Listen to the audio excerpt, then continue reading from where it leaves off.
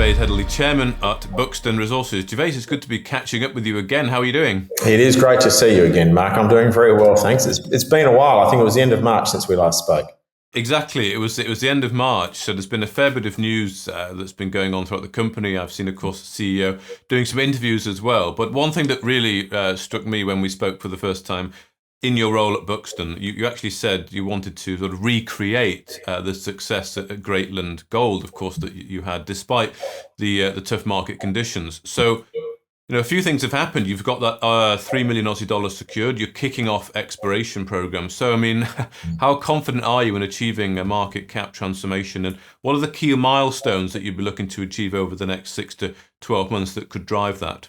Yeah, absolutely. Look, we're feeling very confident at the moment. And certainly the message that we've gone out with and the strategy that we've gone out to with investors is resonating strongly with them. So, look, we're not going to recreate Greatland Gold, which is now a $2.5 billion company overnight, but we believe that we have the right tools and the right understanding of these targets, and really we're putting together an approach to go after these large targets. And if we do get any one of these things, then it is quite possible to sort of achieve a very large, market capitalisation. And I'm very pleased with the way the investors, particularly in Australia, have responded to what we're trying to do, which is, at the end of the day, really serious exploration going after elephants in elephant country. And I actually just posted some images of us going out there, creating tracks to go out to drill Centurion, which is an IOCG target for us. And, we're really, pushing forward with what we said we would do now. And it's an exciting time because we're literally just about to start drilling in a couple of weeks. But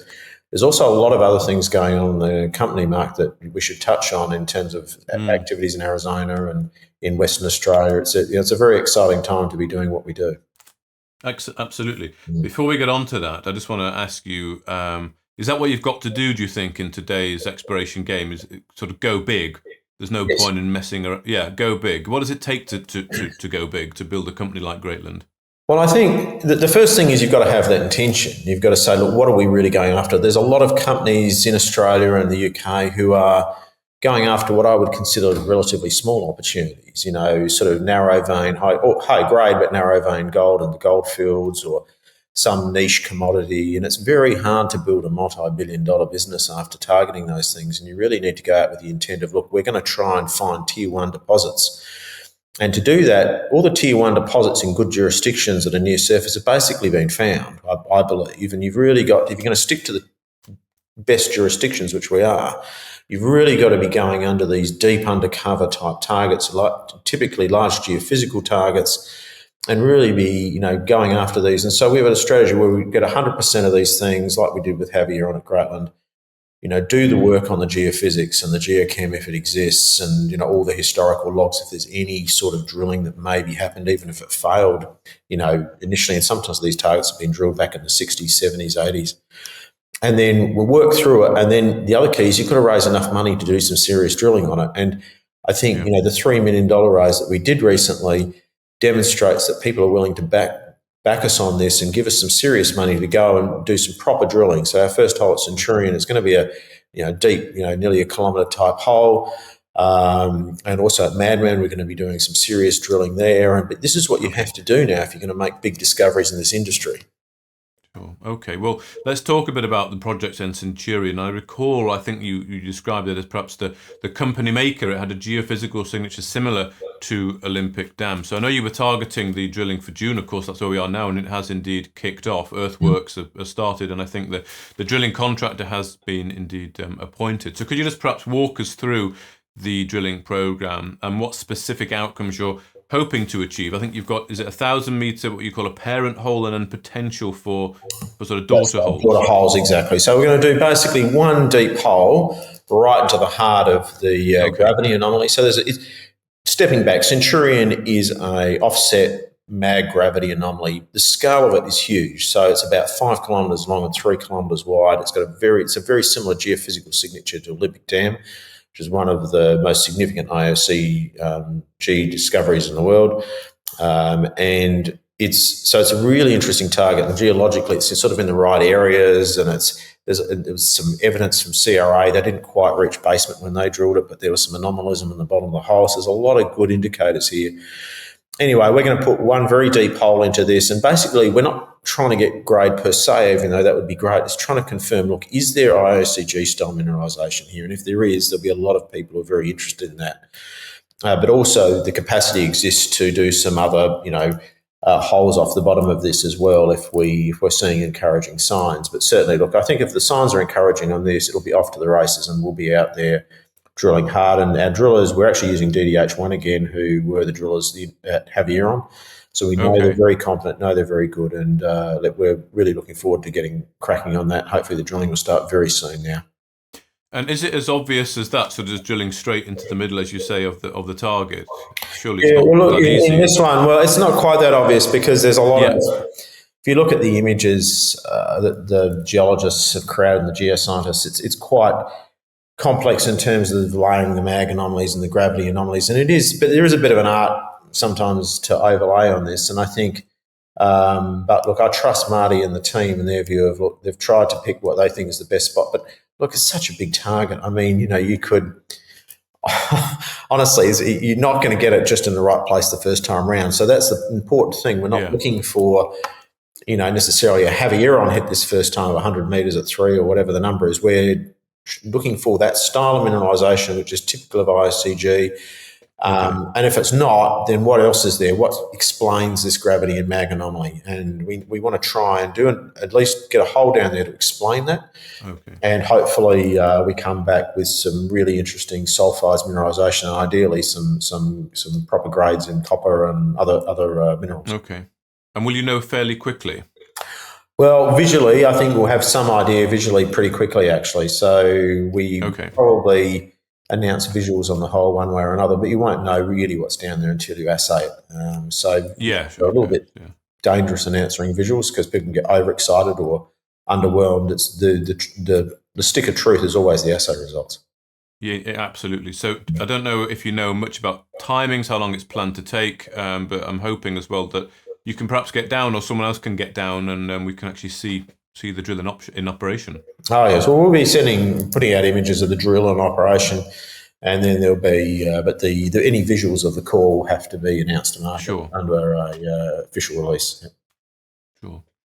Okay, well, then let's just talk quickly about Madman then. So this was the one that had that shallow Javieron-like gold target. I think you said you were planning for a drilling program in Q3, so that's sort of coming up in fairly short order. Right. But I think importantly, you had an EIS grant, so it's 180,000 Australian dollars. So how does that sort of funding fit into the exploration plans at Madman, and what are the plans to kick off there? Well, it's great. It really helps us. And our whole model is, because we're doing really bleeding edge type exploration in WA, the model is pick up this ground 100% that we've identified. We've got these massive geophysical anomalies with ideally some other attractive characteristics.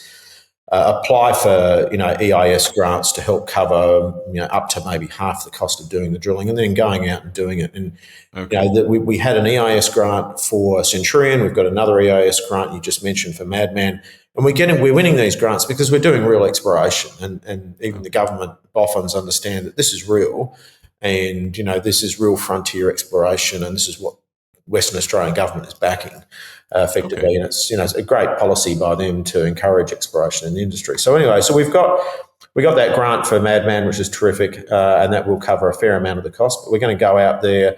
We're actually starting the heritage clearances shortly. I know Marty's going out there at the end of this week, and he'll be on the ground with some of the traditional owners and an archaeologist, just working through the areas where we put tracks, the drill pads, etc., to make sure that we're not damaging any sites of importance, and we go through that process. And once that process is complete, then obviously we can start with the track clearing and actually organising the drillers and getting all that there. So it is a process now. Exploration is becoming the bar for doing this is higher and higher, and that's why you need to be going after big targets.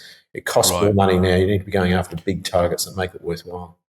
Okay. So you'll have two programs effectively running this year, and then of course you've got the Royale project, which you acquired recently, so it's adding into the portfolio. Will you be looking to get a third exploration going this year, or was that Possibly, yeah. We're not saying anything about what else we might target this year. I am in the background looking at something that we may be drilling towards the end of this year after Madman. Okay. That'd be our third program, but we're definitely lining up for next year as well with a number of applications. Royale was just granted, which is a great grant.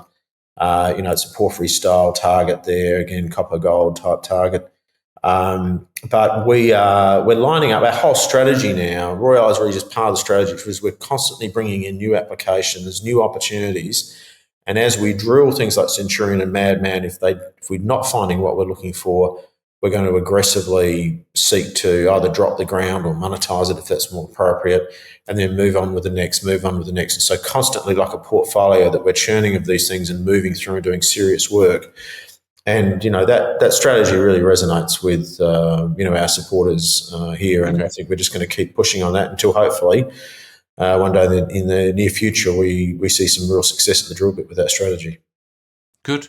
Excellent. Well, thank you very much for giving us an update today. So hopefully we can catch up perhaps next time when you or one of the team are on site. If you've got internet connection, it'd be good to get a catch up from site. Absolutely. Well, ideally we can get you some drone footage, but it'd also be great to catch up inside or catch up there in London as well. So trip is overdue now. So hopefully see you soon there in London as well. Excellent. Well, Gervaise Heddle, thank you very much for your time. All right, thank you very much. Speak to you later. If you enjoyed this interview, then give us a thumbs up, a like or a retweet. Subscribe to us on YouTube or follow us on Twitter and hit that notification bell to be the first to know when we release new content. There's loads of great content on our website too, across all our programs at stockboxmedia.com. Thank you for watching.